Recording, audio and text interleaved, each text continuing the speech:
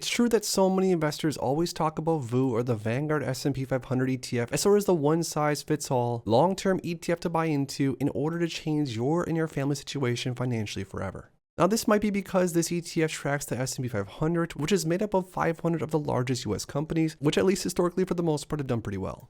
But in this video, we're going to get down to the bottom of it, and I'm going to actually go through the numbers and figure out if just $25,000 invested into something as powerful as VOO would be enough to change everything later on financially for you and even potentially your family. Now we're going to go over this ETF in detail, explain how it works and why it's so powerful, and then towards the end, like I said, we're going to go over some detailed math, so you guys are definitely going to want to stick around till the end.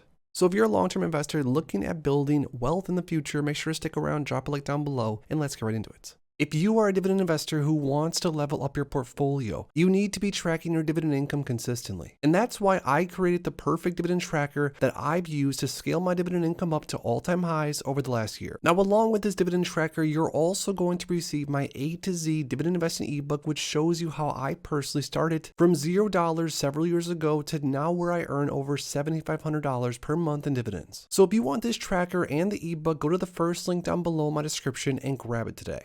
So first, just go over some of the basics. VOO is brought to us by Vanguard. It's the Vanguard S&P 500 ETF, and the expense ratio is just 0.03%. Now, the expense ratio is important, especially as you build out a larger position over time. And this is again why a lot of investors, especially seasoned investors, always say that building a foundation with something as high quality and as cheap to own like VOO is a good start. Now, like I sort of mentioned, this ETF invests in stocks in the S&P 500 index, which represent 500 of the largest US companies. The ETF also is more appropriate for long-term investors, it says, and offers the potential for investment growth. Now, VOO's been around since September 7th of 2010, so there is a nice decent track record to look at, see how it's performed. But honestly, anything that tracks the S&P, at least historically, has done pretty well. Now, looking at VOO's performance over time, this is one of the reasons a lot of investors cannot urge, especially newer investors, enough to just buy into VOO and chill. Year to date, the ETF is up over 20%, on the 1 year, almost 40%, the 3 year 9%, 5 year 15%, 10 year almost 13%. But since inception, this ETF is up around 14-15% on average per year, which is incredible. Now, I know you might be thinking, well, there's certain stocks or ETFs that I know about that are up a lot more than 14.52% on average per year. And there's definitely some of those out there. But again, across the entire market, it's very, very hard to outperform that of something like the S&P or like the Vanguard S&P ETF.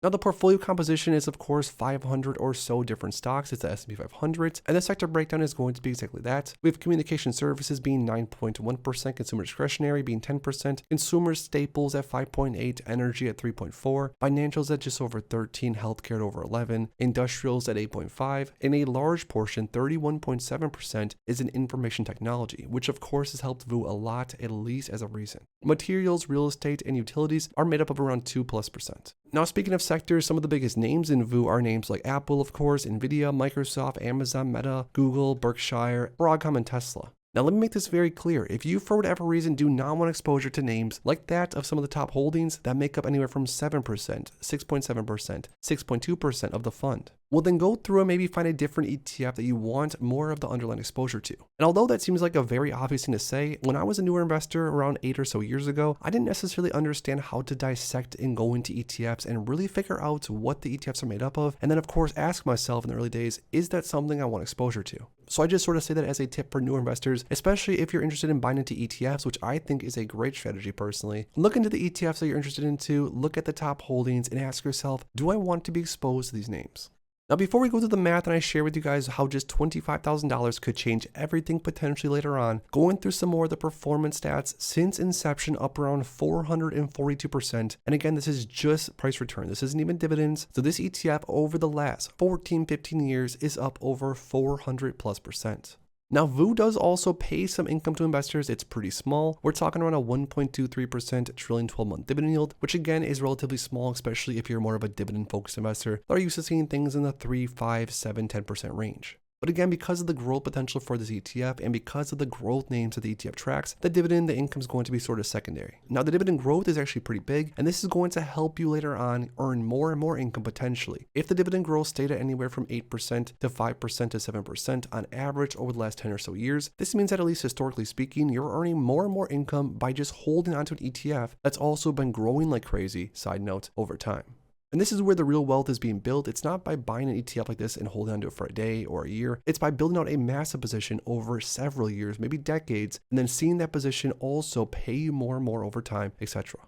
But maybe one of the main reasons you guys came to this video, and again, thank you for stopping by, make sure to subscribe, is that because you want to see how just a $25,000 principal starting investment could turn into a massive boatload of cash later on if you were to invest into something like VOO. So again, these numbers are all just to be estimated. Go ahead and check out some of these free dividend calculators yourself on Google. But starting off, $25,000 initial principal, a 1.25% initial annual dividend yield, which is around what VOO is offering, 7.2% expected annual dividend amount increase, which is what we've seen over the last 10 or so years, 8% annual share price appreciation. This could be on the lower end of things. It could be as high as 10%, 20%, who really knows? A $1,200 annual contribution beyond this. So this means that an investor spent $25K on VOO. Let's say you're pretty young, you buy $25K worth of VOO, and you spend $100 per month additional to that. Now, side note, if you wanted to add another 0 or 2, you could of course make this snowball compound a lot faster and a lot bigger, but just to showcase what a relatively small obtainable investment opportunity could look like, let's go through these numbers and look at what would happen if we bought $25K worth of VOO and reinvested all the dividends and kept things locked up for 30 or so years. Let's take a look.